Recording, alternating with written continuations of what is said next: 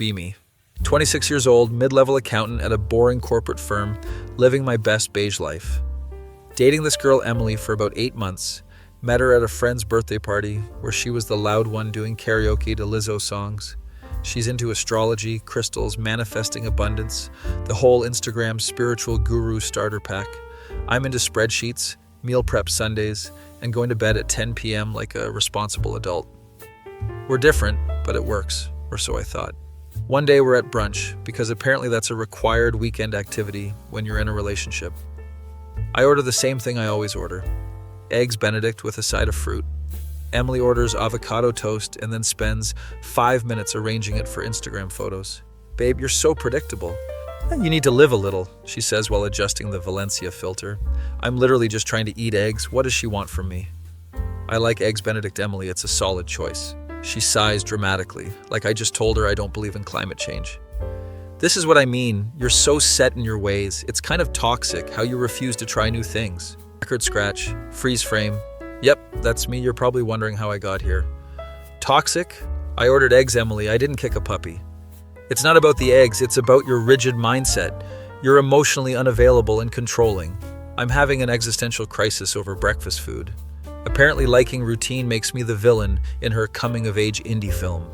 How am I controlling? You literally chose this restaurant. See, there you go again. Dismissing my feelings. Classic gaslighting. I don't think she knows what gaslighting actually means, but okay. She starts listing all my toxic traits on her fingers. I don't post her enough on social media. I'm too focused on my career. I don't believe in her tarot card readings. I won't go to couples yoga.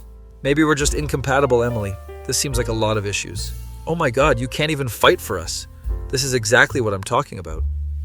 I'm confused because she's the one calling me toxic, but I'm supposed to fight harder?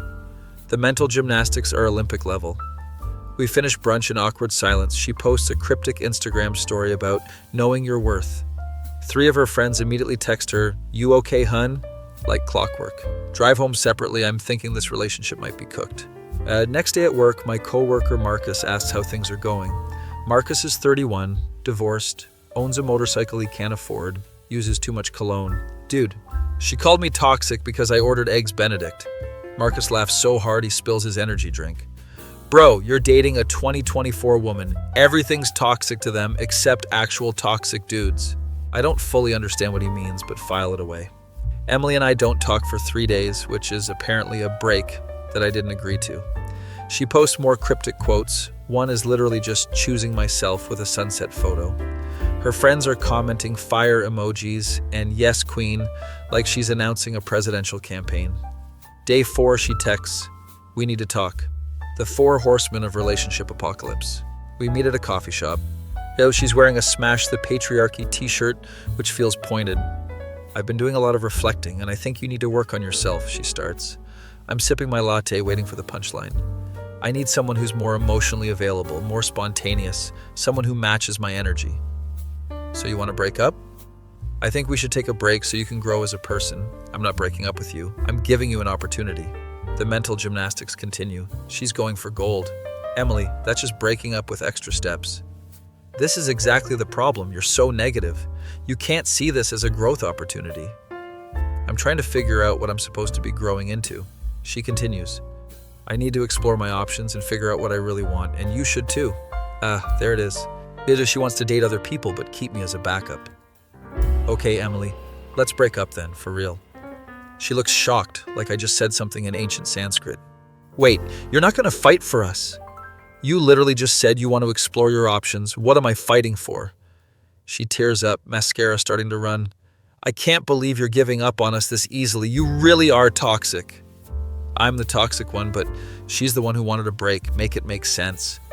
We break up. She leaves crying, posts an Instagram story of her crying in her car. Caption, sometimes you have to let go of toxic people to find yourself. Her friends flood the comments. His loss, babe. You deserve better. Men are trash. I'm at home eating leftover pizza, wondering what just happened. My roommate, Jake, who's been listening to this whole saga, is laughing. Dude, she's gonna come crawling back in like 2 weeks. Just watch. I don't think so, man. She seems pretty done. Trust me, once she realizes dating sucks, you're gonna look like Prince Charming. I doubt it, but whatever. Time to move on. Spend the next week focusing on work, hitting the gym, actually feeling pretty good. No more brunch photos to wait for. No more cryptic arguments about my energy. Then I see Emily's Instagram. She's posting photos with some new dude already. This guy looks like he exclusively drinks protein shakes and argues on Twitter. His bio says entrepreneur, which usually means unemployed with a podcast. He's got that undercut hairstyle that was cool in 2016, beard that's trying too hard, wearing a tank top in every photo to show off his CrossFit arms. And his name is something like Bryce or Trent, one of those names that sounds like a lacrosse team captain. Emily's caption, finally found someone who matches my energy. Positive vibes only. She's known this dude for maximum 1 week. My friend texts me, "Bro, did you see Emily's new man?" "Yeah, she moves fast apparently." "That dude looks like he yells at drive-through workers." Accurate assessment, honestly. I'm not even mad, just amused at how fast she jumped into something new.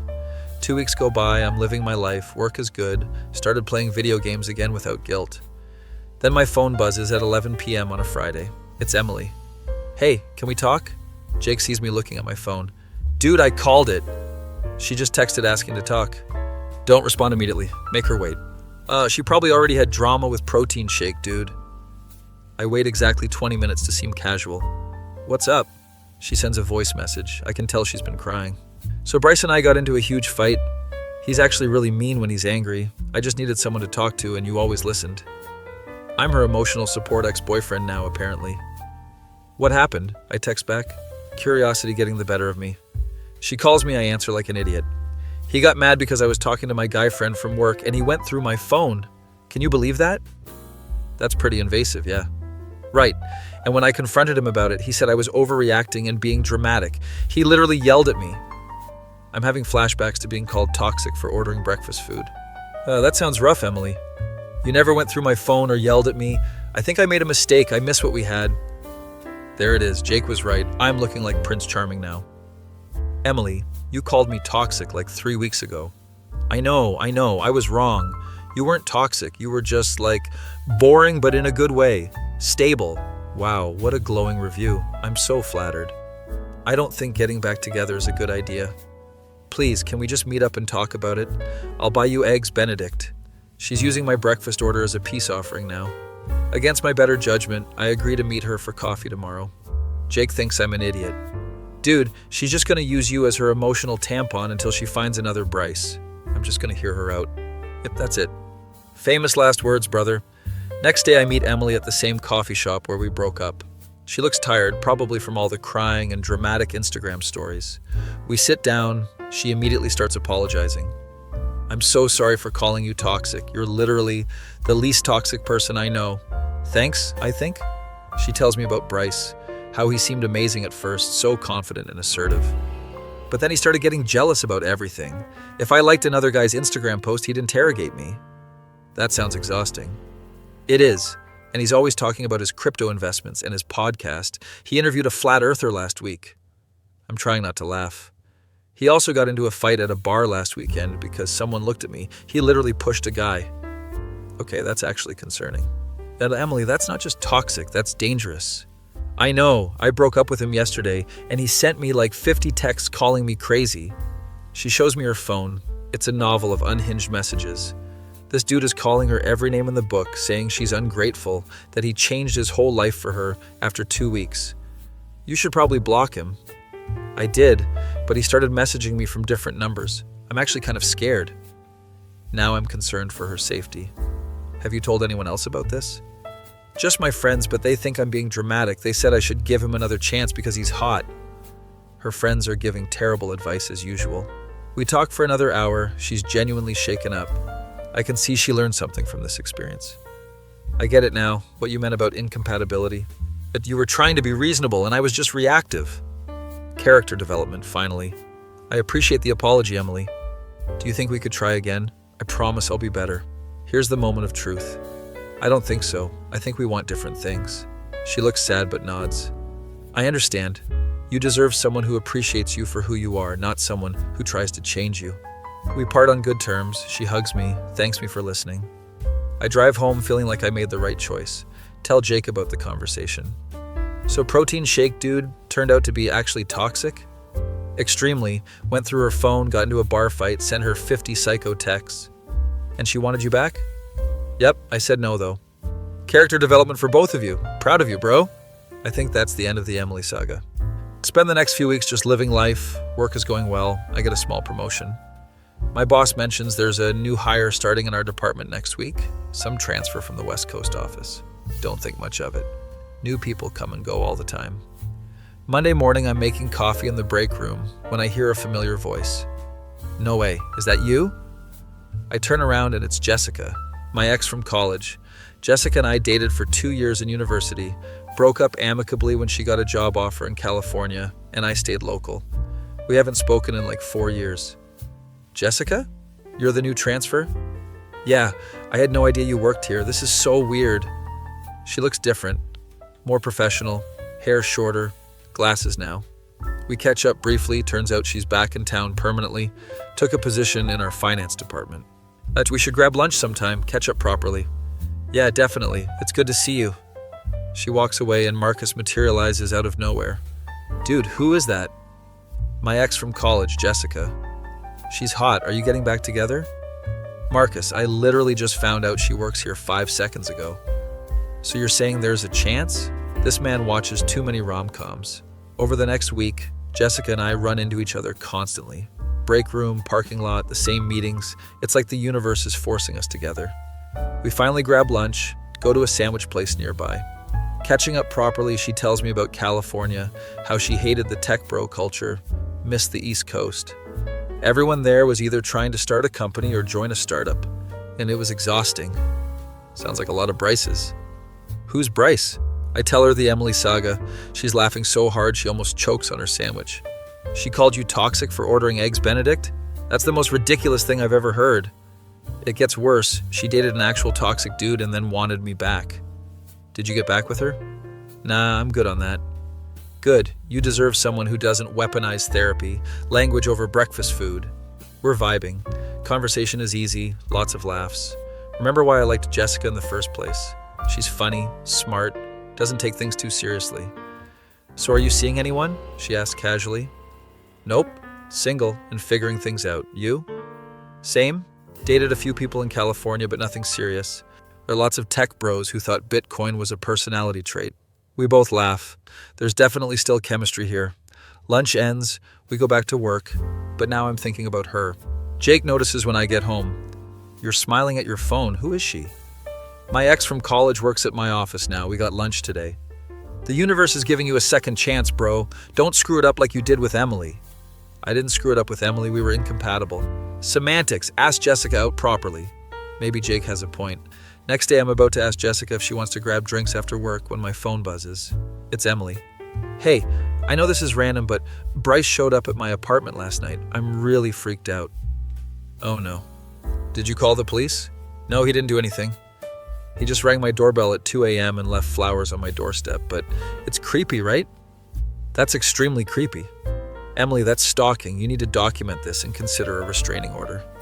I don't want to overreact. What if I'm being dramatic like he said? She's second-guessing herself because this psycho gaslit her. You're not being dramatic. Showing up at someone's house at 2 a.m. uninvited is not normal behavior. She sends me a photo of the flowers. There's a note. We're meant to be together. You'll see. This dude is unhinged. Emily, seriously, call the police and file a report. This is escalating. Okay, you're right. I'm scared. I feel bad for her. Nobody deserves to deal with a stalker. Tell her to stay with friends or family until this gets sorted out. She thanks me, says she's going to her sister's house. I'm worried about her, but also this is why I don't get involved in drama. Jessica notices I'm distracted during our afternoon meeting. After the meeting, she asks if everything's okay. I explain the situation with Emily and her psycho ex. That's terrifying. Is she safe? Yeah, she's staying with her sister and filing a police report. Good. Guys like that are dangerous. I had a friend in California who dealt with a stalker ex. It was a nightmare. We talk more about it over coffee in the break room. Jessica is being really supportive and understanding, not jealous or weird about me helping my ex. You're a good person for helping her even though she treated you badly. I mean, nobody deserves to be stalked regardless of past drama. True, but a lot of guys would just ghost her and say it's not their problem. She's right. And I could have ignored Emily's texts, but that felt wrong. We're having this deep conversation when Marcus walks in. Am I interrupting a moment? He says with the biggest smirk. Marcus, go away, I say. Just came to get coffee, don't mind me, he says, while taking the longest time possible to pour coffee. Jessica is trying not to laugh. Marcus finally leaves, winks at me on the way out like a complete dork. Your coworker is something else. Yeah, Marcus thinks he's a relationship expert because he's been divorced. We both laugh. Jessica's phone buzzes, she checks it and sighs. Everything okay? Yeah, just my mom asking when I'm going to give her grandchildren, the usual family pressure. Oh man, my parents do the same thing. My mom sends me articles about freezing eggs. Your mom sends you articles about freezing eggs? You're a guy. Exactly. I try to explain that's not how it works, but she insists I need to be prepared. Jessica is dying laughing. We're definitely connecting on a deeper level now. End of the day, I finally work up the courage. Hey, do you want to grab drinks Friday night? Like, not a work thing, an actual date? She smiles. I thought you'd never ask. Yes, I'd love to. I'm grinning like an idiot walking back to my desk. Marcus sees me. You asked her out, didn't you? Keep your voice down, I hiss. My man, see, I told you the universe provides. Maybe Marcus is occasionally right about things. That night I'm telling Jake about the date with Jessica. Finally, some good news. What are you guys doing? I don't know, probably dinner and drinks. Somewhere nice, but not too fancy. Don't take her for Eggs Benedict, he jokes. Very funny. I'm actually excited for the first time in months. Then my phone rings. It's Emily. She's crying hysterically. He's outside my sister's house. He found out where she lives. I can hear her sister in the background yelling at someone. Emily, call 911 right now. My sister already did. They're on the way. I hear sirens through the phone. This situation is getting seriously dangerous. Are you inside? Are the doors locked? Yes, we're in the bedroom. My sister's husband is downstairs with a baseball bat. This is like a horror movie. Police arrive. I can hear them talking to someone outside. Emily's still on the phone with me, breathing heavy, terrified. They're arresting him. Oh my God, they're arresting him. Thank God. She's crying with relief now. I stay on the phone with her until everything calms down. And as police take statements, apparently Bryce violated the restraining order she filed earlier that day. He's going to jail, at least temporarily. Thank you for staying on the phone with me. I was so scared. Of course, I'm glad you're safe. I'm so sorry I ever called you toxic. You're literally saving my life right now, while my actual toxic ex is getting arrested. The irony is not lost on either of us. Just focus on staying safe. Worry about apologies later. We hang up. I'm emotionally exhausted from all this drama. Jake heard the whole thing. Dude, that's insane. Is she okay? Yeah, the psycho got arrested. And you're still going on your date with Jessica Friday? Yes, I need something normal in my life. Friday comes, I'm nervous getting ready. Pick out a nice button-down, jeans, clean shoes, I look decent. I should pick up Jessica from her apartment.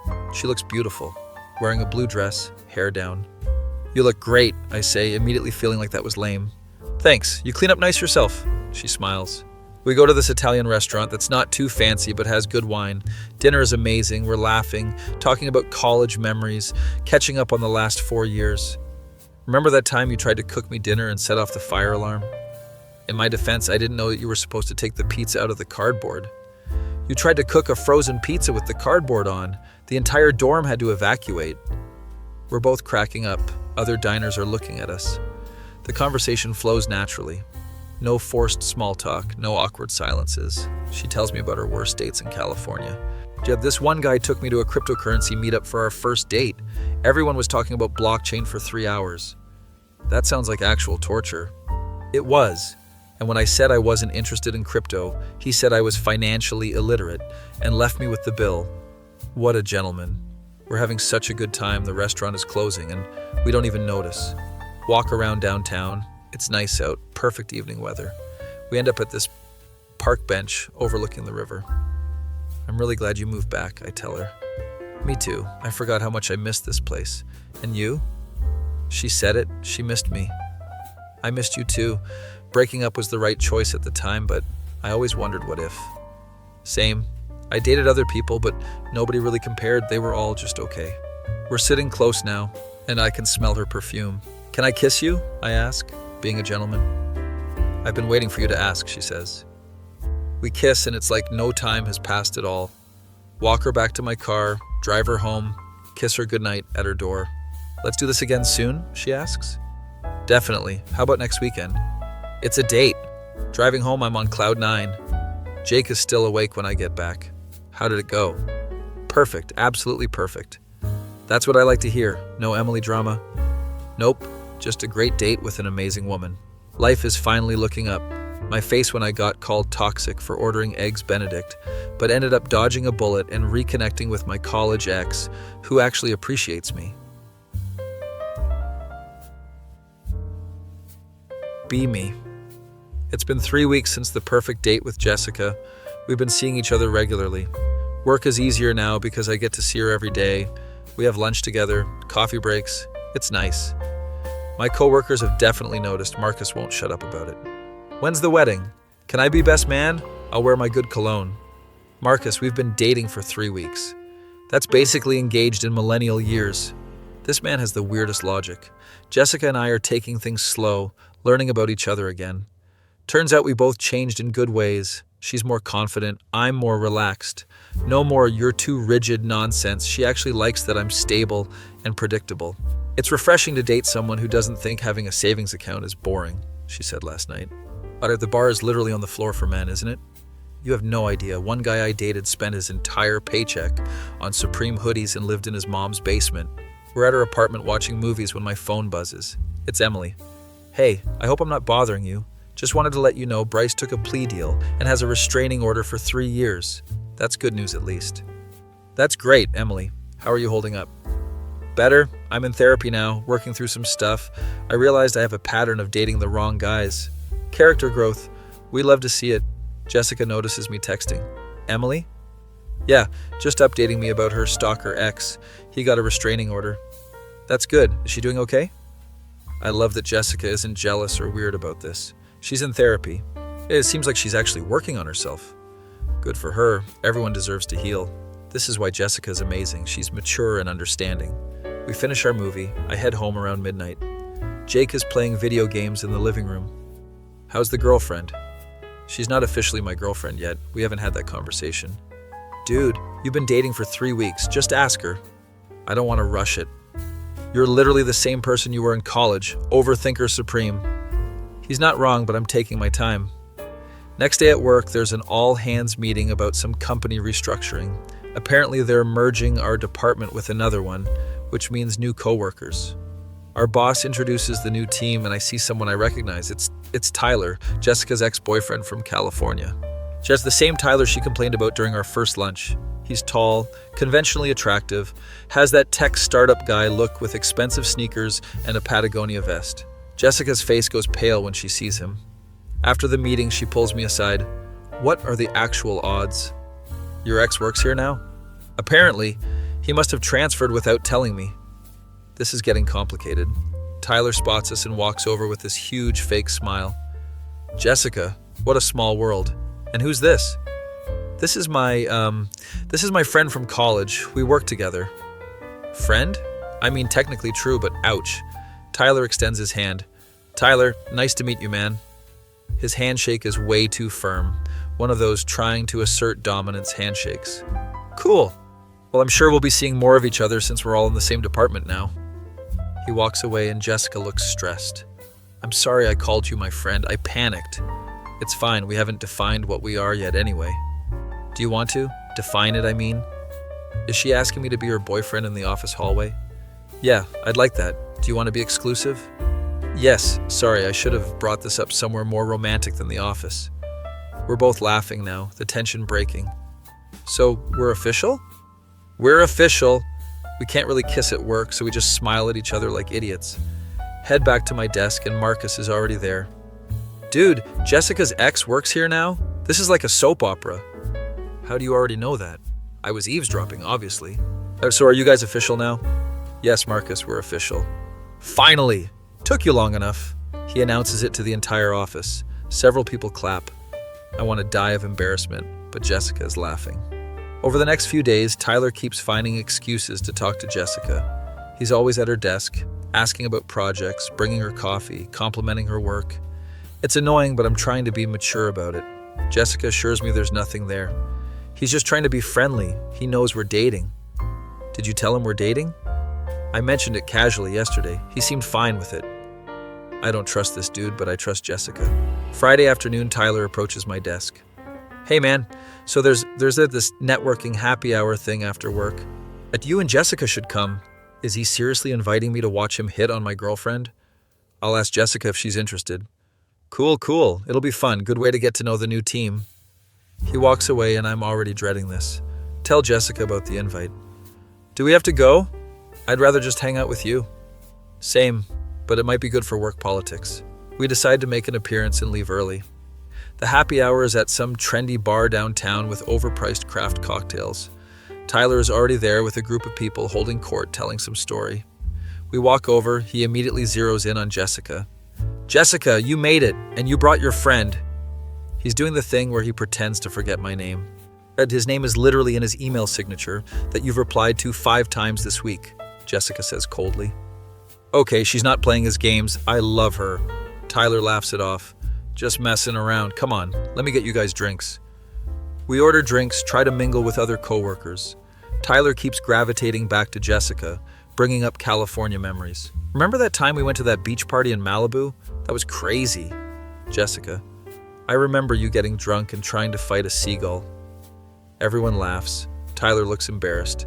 He's trying to seem cool, but she's roasting him. Jessica always had the best sense of humor, he says, putting his hand on her shoulder. I'm about to say something when Jessica moves away. Tyler, can we talk privately for a second? They step outside. Yet I'm standing there trying not to look bothered. Marcus appears. Dude, your girlfriend is handling that tool, look. Through the window I can see Jessica clearly laying down boundaries, Tyler looking defensive. They come back inside, Tyler looks pissed, Jessica looks relieved. Ready to go? She asks me. Absolutely. We leave. Tyler doesn't say goodbye. In the car, Jessica tells me what she said. I told him we're together, and he needs to respect that. No more touching, no more bringing up our past. How did he take it? He said I was being dramatic and that he was just being friendly. Why do toxic dudes always say that? He also said he moved here partially because he wanted another chance with me. What? He transferred here to win you back? Apparently. I told him that's never happening and he got mad. Just said I was leading him on by being nice. This dude is insane. I'm sorry you have to deal with this. It's not your fault. Some guys just can't take no for an answer. We go back to my place, order takeout, watch stupid comedies to decompress. Jake comes home and immediately picks up on the vibe. What happened? Jessica explains the Tyler situation. So you've got Emily's psycho ex and now Jessica's stalker ex? Dude, you're collecting toxic ex-boyfriends like Pokemon. Not helpful, Jake. I'm just saying, maybe invest in a good security system. Despite the drama, Jessica and I are getting closer. She's meeting my parents next weekend. I'm nervous but excited. Monday at work, Tyler's being cold to both of us. He's not acknowledging Jessica in meetings, being passive-aggressive in emails. Our boss notices. Is there tension between you and Tyler? He's my ex and he's not handling it well, Jessica explains. Boss is not happy. I'll have a word with him. This is unprofessional. Later that day, Tyler gets called into HR. Marcus has the full scoop. Apparently, multiple people reported him for creating a hostile work environment. Who reported him? Me, Janet from accounting, the intern, like 6 people. We all saw him being weird with Jessica. I didn't expect my coworkers to have Jessica's back like this. Tyler comes out of HR looking furious, grabs his stuff, leaves early. Rumor is he's being transferred to a different department on a different floor. Problem solved, for now. That evening, Jessica comes over. She's in a great mood. I feel like I can actually breathe at work now. Yeah, having your ex hover around all day was weird. Thank you for being so patient about it. A lot of guys would have caused drama. I trust you, plus Marcus in the office handled it anyway. We're cuddling on the couch when my phone rings. It's a number I don't recognize. I answer it. Is this Jessica's new boyfriend? A male voice asks. Oh God, it's Tyler. How did you get my number? From the office directory, we need to talk man to man. Jessica can hear him. She mouths, hang up. There's nothing to talk about, Tyler. I'm just trying to warn you. Jessica has a pattern of dating guys and then getting bored. She did it to me. This dude is really trying the jealous ex playbook. Thanks for the concern, but I'm good. Dude, she's gonna do the same thing to you. She's probably already texting other guys. Jessica grabs the phone. Tyler, stop calling. We broke up for a reason. You were controlling and jealous, exactly like you're being right now. I wasn't controlling, I was protecting us. You went through my phone, you isolated me from my friends, you made me feel crazy for having normal conversations with people. This is news to me. He was worse than I thought. That's not what happened, he's yelling now. I'm blocking this number. Do not contact either of us again or I'm filing a harassment report with HR. She hangs up, immediately blocks the number. I'm sorry, I didn't realize he was that bad. It got worse over time. Started with little things, checking my location, getting mad if I didn't text back immediately. She's tearing up, I hug her. Shit, he made me feel like I was overreacting to everything. Classic gaslighting. I'm learning that actual toxic behavior looks very different from ordering eggs Benedict. We should document this in case he escalates. Good idea, I'll email HR tomorrow with a timeline of everything. We spend the rest of the night talking about red flags and healthy relationships.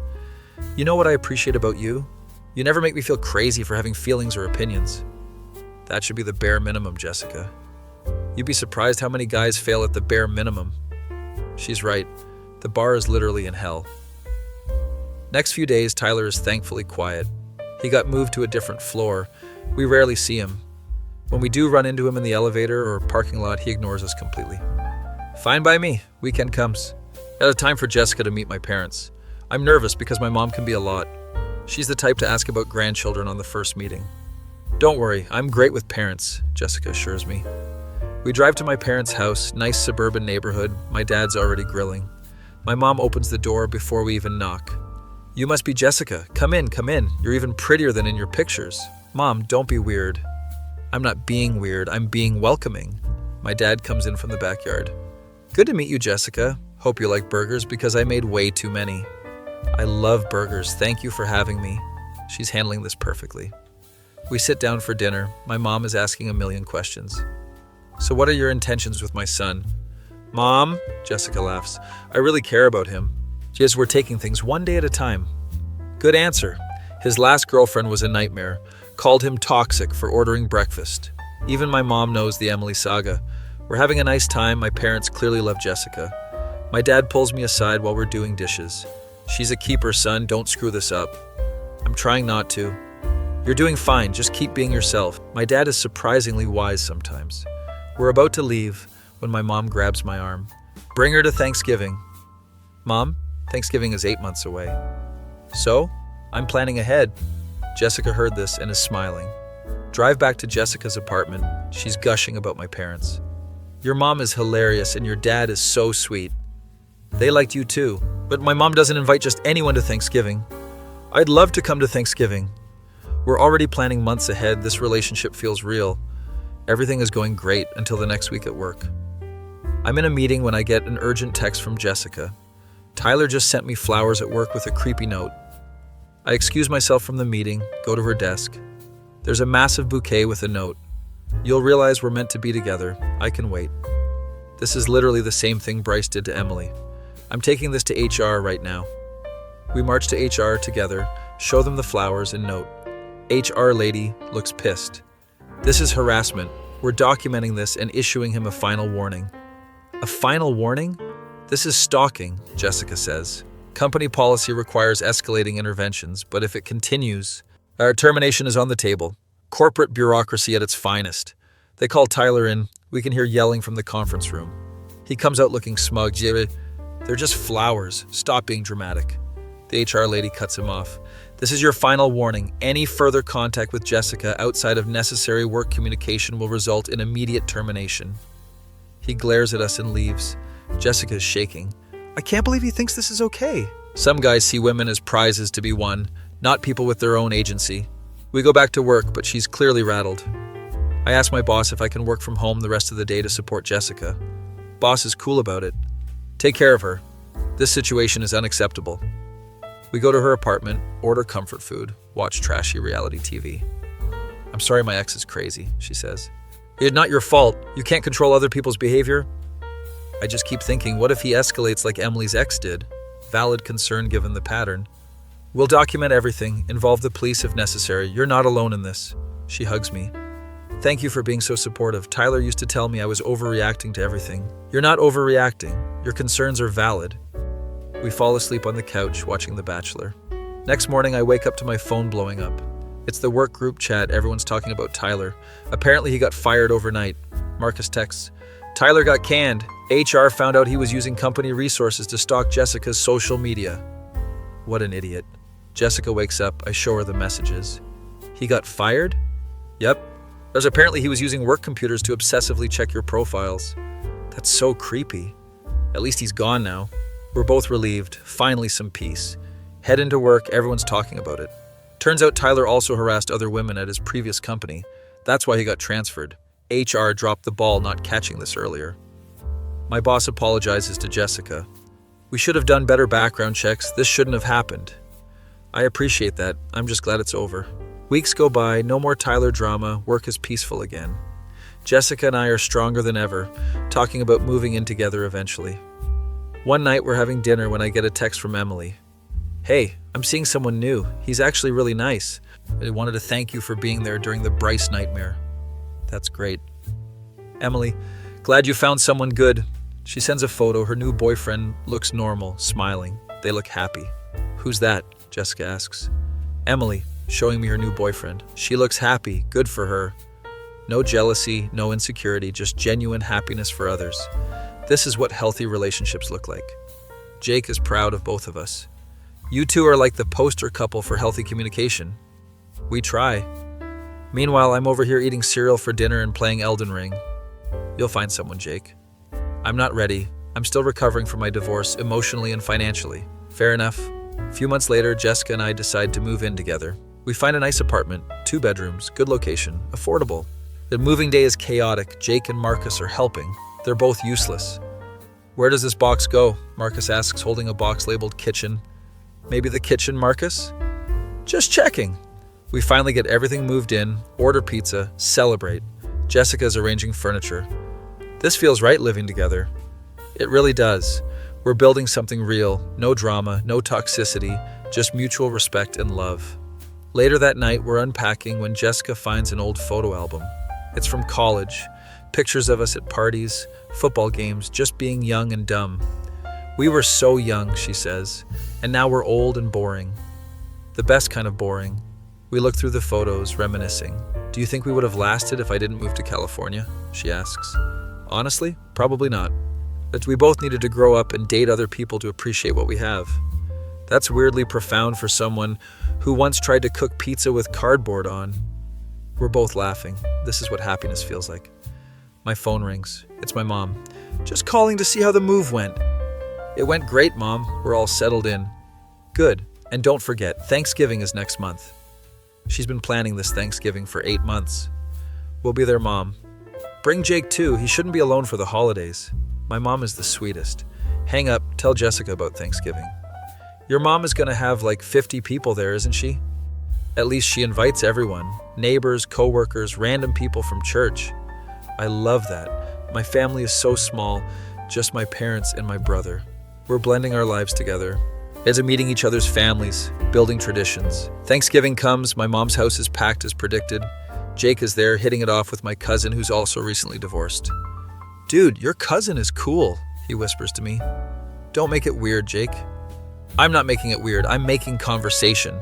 Jessica is helping my mom in the kitchen. They're bonding over recipes. My dad and I are watching football. Life is good. During dinner, my mom makes a toast. I'm thankful for family, friends, and second chances. She's looking at Jessica and me. It's sweet and embarrassing. Everyone raises their glasses. Even Jake tears up a little. Your mom is the best, Jessica whispers. Yeah, she really is.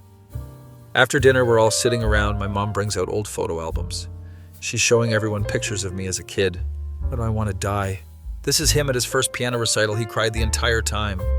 Mom, please. Everyone is laughing. Jessica is dying. And this is him with his first girlfriend. What was her name? Rebecca? We dated for 2 weeks in 8th grade, Mom. Still counts. This is torture, but also kind of nice. We leave around 10 p.m., stuffed with food and happiness. Driving home, Jessica says, I love your family. They're so warm and welcoming. They love you too, my mom asked me when I'm proposing. What did you say? I told her to give us time. Good answer. But honestly, I've been thinking about it. We're young, but we've known each other for years. We're compatible. We want the same things. Maybe in a year or two. We get home, collapse on the couch, turn on a movie. This was a perfect day, Jessica says. Oh, it really was. My phone buzzes. It's Emily. Happy Thanksgiving. Hope you're doing well. I show Jessica. She smiles. That's nice of her. You should respond. Happy Thanksgiving, Emily. Hope you and your boyfriend are doing great. She responds with a smiley face and a turkey emoji. Character growth all around. Jessica falls asleep on my shoulder. I'm watching the movie, thinking about how lucky I am. Got called toxic for ordering Eggs Benedict, dealt with an actual psycho stalking my ex, another psycho stalking my girlfriend, and came out the other side with an amazing relationship. Turns out being stable and boring is actually attractive to emotionally healthy people. Who knew? That feeling when you realize the trash took itself out and you ended up with someone who actually values you for who you are. Be me. It's been 6 months since Jessica and I moved in together. Life is genuinely great for once. Work is good. We both got raises. Apartment is cozy. Relationship is solid. No drama, no psycho exes, just boring domestic bliss, like choosing curtains and arguing about whose turn it is to do dishes. Jake is now dating my cousin. They're actually perfect for each other. Dude, your cousin gets my Elden Ring references. She's the one, he told me last week. Marcus got engaged to a woman he met at a divorce support group. The irony is beautiful. Even Emily is thriving. Saw on Instagram she's engaged to that nice guy she was dating. Everything is going well, which obviously means the universe is about to throw a curveball. I'm at work finishing up a report when my boss calls me into her office. We're sending you to a conference in Chicago next month. 3 days, all expenses paid. This is actually exciting. I've never been to a work conference. Jessica's going too. We're sending a few people from the department. Even better, work trip with my girlfriend. Tell Jessica the news at lunch. She's excited. I've never been to Chicago. We should stay an extra day and explore. Good idea. I'll book us a nice hotel. We're planning the trip, looking up restaurants and tourist spots. Marcus overhears, Chicago? Deep dish pizza capital. You have to go to Lou Malnati's. We will, Marcus, we will. And don't go to the Bean during peak hours. It's a tourist trap. Marcus has been to Chicago exactly once, but acts like he's a local expert. A few weeks go by, we're packing for Chicago, both excited for a change of scenery. Jake is watching us pack. Don't forget to bring back deep dish pizza. Jake, that's not how pizza works. They have frozen ones at the airport, I checked. Of course he checked. Fly out Friday morning. Conference starts Saturday. Our hotel is downtown. Nice views of the skyline, fancy lobby. We check in. The receptionist is overly cheerful. Welcome. If you need anything, just call the desk. Get to our room. It's nice. King bed, mini bar, room service menu. Jessica immediately face plants on the bed. This mattress is amazing. Can we take it home? Pretty sure that's theft, Jessica. Worth it. We explore downtown for a bit, grab lunch at a local spot, walk around Millennium Park. The Bean is exactly as touristy as Marcus warned, but we take photos anyway. Marcus is going to judge us for this, Jessica says.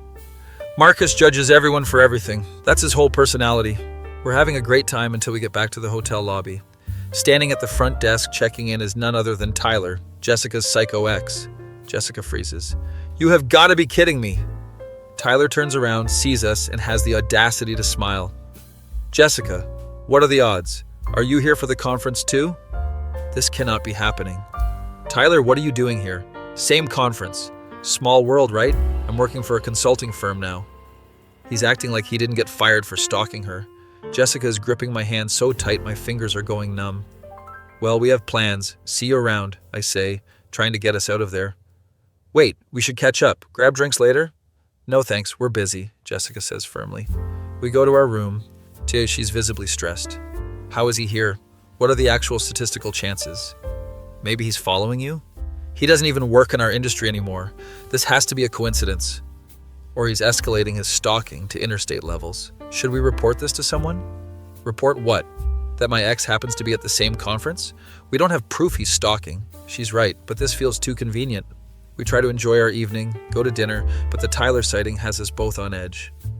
Back at the hotel, we run into him again at the bar. He's alone, drinking whiskey, sees us and waves us over.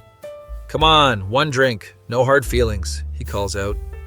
Jessica looks at me. Maybe we should just get it over with? Set clear boundaries? Against my better judgment, we sit down for one drink. Tyler orders a round.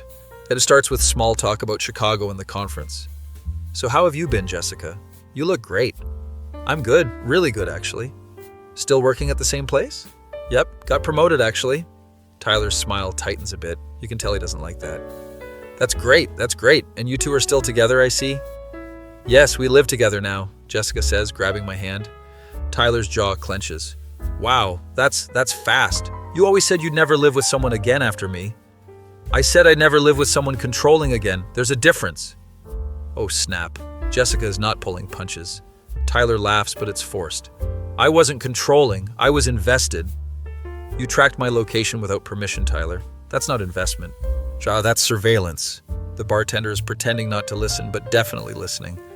Look, I admit I made mistakes, but I've changed. I'm in therapy now. That's good for you, genuinely, but we're not getting back together. I'm not asking to get back together. I just want closure. Classic manipulation tactic. Asking for closure when they really want another chance. Tyler, we broke up over a year ago. You should have closure by now, I say. He turns to me and I can see the anger brewing. Nobody asked you, man. This is between Jessica and me. Actually, it involves me since you're clearly making her uncomfortable. Tyler stands up. He's taller than me, trying to be intimidating. You think you're better than me? You're just her rebound. Jessica stands up too. He's not my rebound. We dated in college before I ever met you. Well then yes, he is better than you because he respects me. People are starting to stare. The bartender looks ready to intervene. We're leaving. Don't contact us again, Tyler, Jessica says. We start walking away and Tyler yells, You're making a mistake, Jessica. He's boring. You'll get tired of him. I turn back. At least I don't show up uninvited to her work conferences. We leave before he can respond. My heart is racing. Back in our room, Jessica is shaking. I'm sorry, I thought we could handle that maturely. Not your fault, he's clearly not over you. It's been over a year. He needs to move on. We report the incident to hotel security and the conference organizers. They take notes, say they'll monitor the situation. If he approaches you again, let us know immediately, the security guy says. Great. And our romantic work trip is now a restraining order waiting to happen. Try to sleep, but both of us are on edge. Next morning is the first day of the conference. We have to go to panels and workshops. Jessica and I stick together, scanning rooms for Tyler.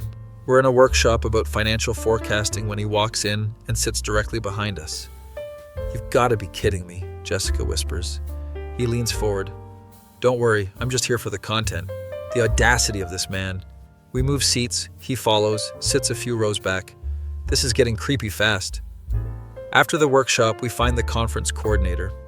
Tyler from the consulting firm is following us. We reported him last night. The coordinator looks concerned. I'll have security keep an eye on him. If he violates code of conduct, he'll be removed. Lunch break, but we eat in our room to avoid Tyler. Jessica is stress eating hotel room service. This is ridiculous. I can't even enjoy a work conference. Want to just leave? We can say you got sick? No, I'm not letting him chase me away from a professional opportunity. She's right, but I'm worried about her safety. Afternoon session, we're in a panel about market trends. Tyler is there again. This time he sits right next to Jessica, completely ignoring the empty seats elsewhere. Hey, interesting panel, right? He says casually. Jessica ignores him. I'm about to say something when a conference staff member approaches. Sir, we need you to come with us, please. Tyler looks annoyed. I'm in the middle of a session. Now please, or we'll call security. He gets up, glares at us, leaves with the staff member. But it turns out multiple people reported him for harassing behavior. Not just us, apparently he was bothering other women too. They kicked him out of the conference and banned him from future events. Jessica is relieved but also rattled. He really hasn't changed at all. Some people don't. They just get better at hiding it temporarily. The rest of the conference is peaceful. We actually learn useful things for work. Our presentations go well, network with cool people, eat way too much deep dish pizza. Sunday is our extra tourist day. We go to the Art Institute, walk the Riverwalk, take a boat tour. This is more like it, Jessica says, taking photos of the architecture. No psycho exes, just art and boat rides. We're having lunch at a cute cafe when Jessica's phone rings. It's a Chicago number she doesn't recognize. She lets it go to voicemail. The voicemail notification pops up. She listens to it and her face goes pale. It's Tyler. He's saying he just wants to talk one more time, that I owe him that. You don't owe him anything. He says he's staying in Chicago until I agree to meet him. This is escalating to fatal attraction levels. We call the police, file a report. They say they'll do a welfare check on him. They advise us to document everything and consider a restraining order when we get home. Our romantic trip is officially ruined. We fly home Monday morning. both exhausted from the drama. Jake picks us up from the airport. How was Chicago? Tyler was there, I say. Your ex Tyler? He asks Jessica. The one and only. Apparently he's stalking me across state lines now. That's actually insane. Did you call the police? We fill him in on everything during the drive home. Jake is pissed. Dude, this guy needs to be in jail. We're filing for a restraining order tomorrow, Jessica says. Next day we meet with a lawyer, file for a protection order. Lawyer says we have a strong case given the documented history. The interstate element makes this more serious. He could face federal charges if he continues. That's somewhat reassuring but also terrifying. We get a temporary restraining order approved same day. Tyler has to stay 500 feet away from Jessica, me, our home, and our workplace. If he violates it, immediate arrest. We're hoping this is finally the end of it. Go back to work, tell our boss about the situation. We take employee safety seriously. But I'm alerting building security about Tyler's photo. Our company is actually being super supportive. Mark has heard about the Chicago disaster. Dude, your life is like a Netflix series. I'd rather have a boring life, Marcus. Too late. You're in season 3 now. This is where the stakes get high. Not helping, Marcus. Weeks go by, no sign of Tyler. Maybe the restraining order scared him off. Jessica is finally relaxing. We're getting back to normal life. We're watching TV one night when we hear glass breaking. Someone just threw a brick through our window. There's a note attached. You can't keep us apart. Tyler's handwriting. We call 911 immediately. Police arrive within minutes. They find Tyler hiding behind a dumpster in our parking lot. He's drunk, yelling about how Jessica ruined his life, how we belong together. Police arrest him. He's fighting them, screaming the whole way to the car. He violated the restraining order. That's a criminal charge now, one officer tells us. They take our statements, collect evidence. Tyler is going to jail tonight. Jessica is crying. I'm trying to stay calm for both of us. When does this end? When does he leave us alone? After tonight, hopefully for a very long time. Jake comes over to stay with us, helps us board up the window temporarily. This dude is seriously unhinged. You guys should stay somewhere else tonight. We pack bags, stay at a hotel. Neither of us can sleep. Next morning, we find out Tyler got charged with stalking, harassment, and violation of a restraining order. His bail is set high. He's stuck in jail for now. Our lawyer says, given his escalation, and I'm confident he'll face serious jail time. Over the next few months, we go through the legal process. Tyler pleads guilty as part of a deal, gets 2 years in prison plus mandatory therapy and a permanent restraining order. Finally, we can breathe. Jessica starts therapy to process the trauma. I can't believe I ever dated someone capable of this. You didn't know. Nobody knows how someone will turn out. I just feel stupid for not seeing the signs earlier. You're not stupid. He was manipulative and hid who he really was. Therapy helps her work through it. She's getting stronger every day. Meanwhile, Emily reaches out. I heard about Tyler. I'm so sorry you went through that. Thanks, Emily. How did you hear? Small world. I saw it on Facebook. One of our mutual friends posted about it. How are things with you? Really good. Getting married next month. You and Jessica should come if you want. Plot twist, Emily is inviting us to her wedding. Tell Jessica she's surprised. Should we go? Might be nice to see her happy and moved on, plus free food. We RSVP. Yes, figure it's a good way to close that chapter. Emily's wedding is beautiful, outdoor venue, lots of flowers, very her aesthetic. Her fiancé seems genuinely nice, not toxic, not boring, just normal and kind. We congratulate her. She hugs us both. Thank you for coming, and thank you for being there during the Bryce nightmare. Of course, nobody deserves what you went through. Same with you and Tyler. I'm glad he's in jail. We're chatting when Bryce's name comes up. Whatever happened to him? I ask. Last I heard, he's in prison too. Violated his restraining order multiple times. But finally got serious charges. Toxic dudes really do follow a playbook. The wedding is fun. We dance, eat cake, catch up with old mutual friends. Everyone keeps saying how good Jessica and I look together. You two are like couple goals, one of Emily's bridesmaids says. We try. Jessica laughs.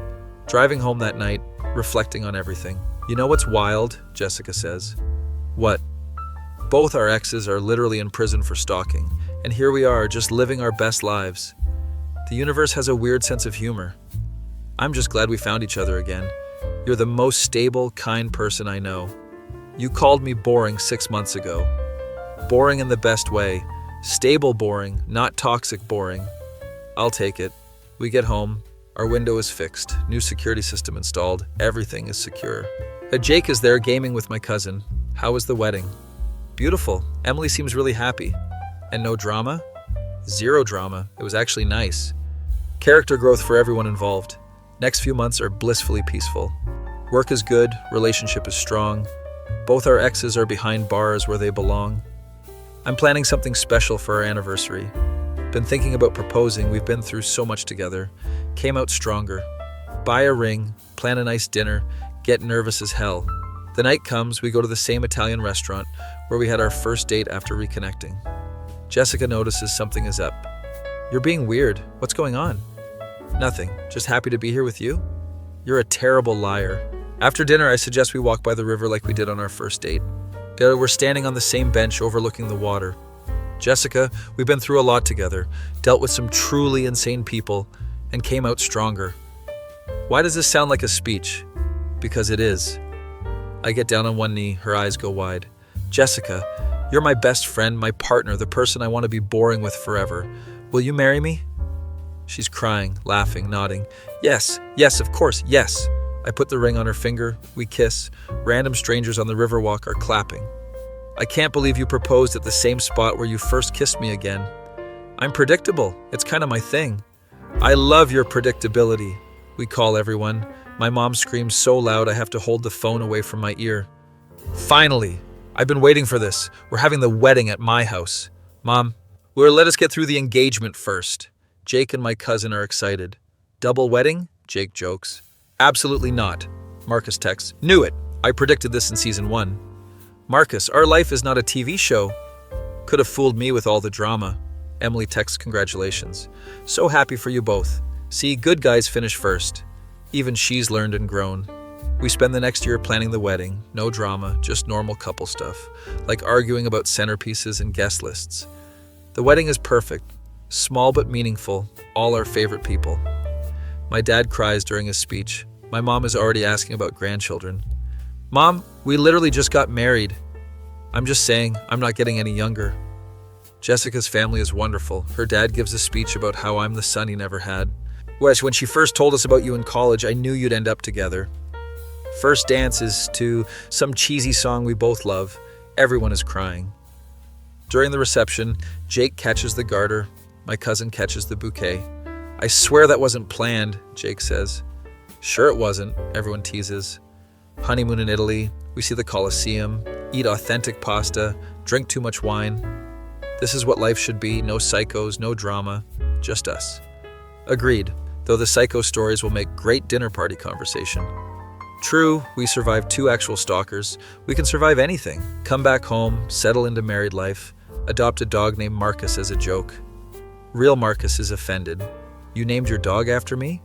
It's a compliment. The dog is loyal and protective. And also kind of annoying? Exactly. A few months later, we find out Jessica's pregnant. We're both excited and terrified. What if we mess up, she says. We survive psycho exes, we can handle a baby. Fair point. 9 months later, healthy baby girl, we name her Sophie. My mom is crying again. Finally a grandchild. Sophie is perfect, tiny, loud, poops constantly. Why didn't anyone tell us babies are this much work, I say during a 3 a.m. feeding. Everyone told us, we just didn't believe them. Jake comes to visit, brings gifts. She's got your eyes. And Jessica's nose. Poor kid. Hey, life is chaotic but happy, exactly how it should be. One day we're at the park with Sophie when we see Emily with her husband and their baby. No way, you had a baby too? 3 months ago. This is Oliver. The babies are staring at each other, it's adorable. We catch up and talk about sleepless nights and diaper disasters. Can you believe where we all are now? Emily says. Seriously, a few years ago we were dealing with stalker exes, now we're comparing diaper brands. Life is weird but good. We exchange numbers, make plans for a play date. Who would have thought Emily and I would end up friends? Walking home, Jessica says, you know what I realized? What? Being called toxic by someone who didn't know what healthy looked like was actually a blessing. It led me to figure out what I actually needed. Deep thoughts for someone running on 3 hours of sleep. Sleep deprivation brings clarity. We get home, Sophie immediately needs a diaper change. Your turn, Jessica says. I did the last one. Rock, paper, scissors? You're on. I lose, obviously. Changing diapers, doing midnight feedings. Is living the suburban dream. Years later, Sophie is 5, asking about how we met. Mommy dated some bad guys first, Jessica says. Really bad, I add. But then Daddy and I found each other again and realized we were supposed to be together all along. Like a fairy tale, kind of, except with more restraining orders. What's a restraining order? Something you'll learn about when you're older. Sophie runs off to play with Marcus the dog. Jessica and I are sitting on the couch, exhausted but happy. We made it, she says, through toxic exes, stalkers, prison sentences, and now parenthood. We're basically superheroes. The most boring superheroes ever. The best kind. We sit in comfortable silence watching Sophie play. Think about Emily calling me toxic for ordering Eggs Benedict. Yet think about all the actual toxic people we encountered. Realize that sometimes being called toxic by the wrong person is the universe pushing you toward the right one. My face when I got called toxic for being stable and ended up married with a kid to my college sweetheart. That feeling when both your toxic exes end up in prison and you end up living happily ever after.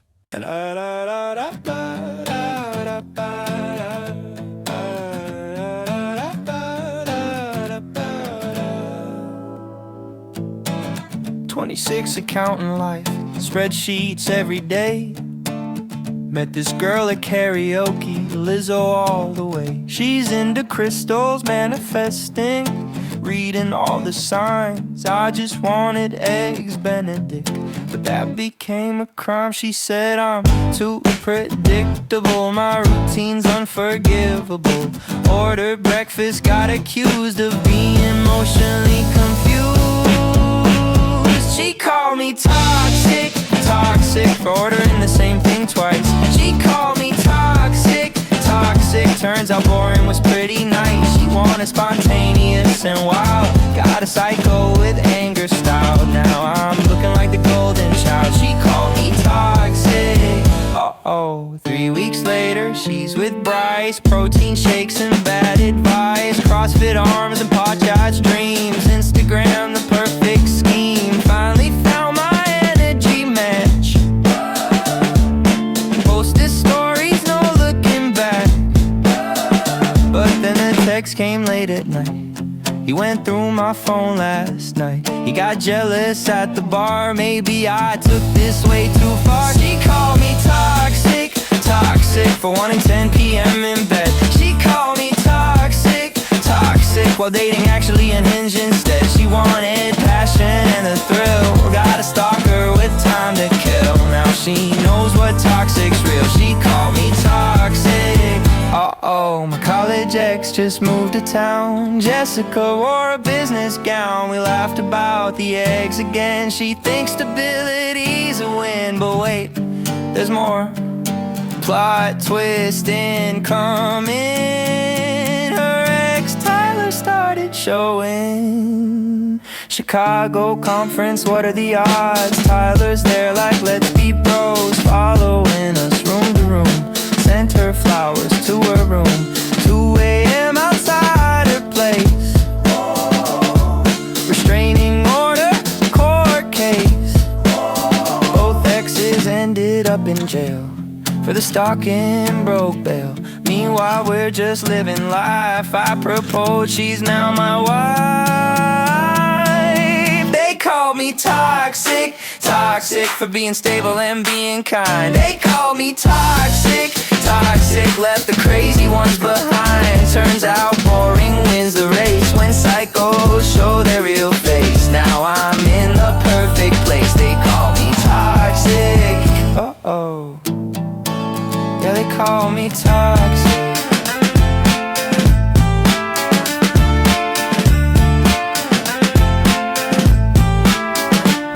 Got a baby, got a dog named Marcus. Living proof that boring's not worthless. Emily got married to, we're all fine. Should've stuck with Eggs Benedict every time.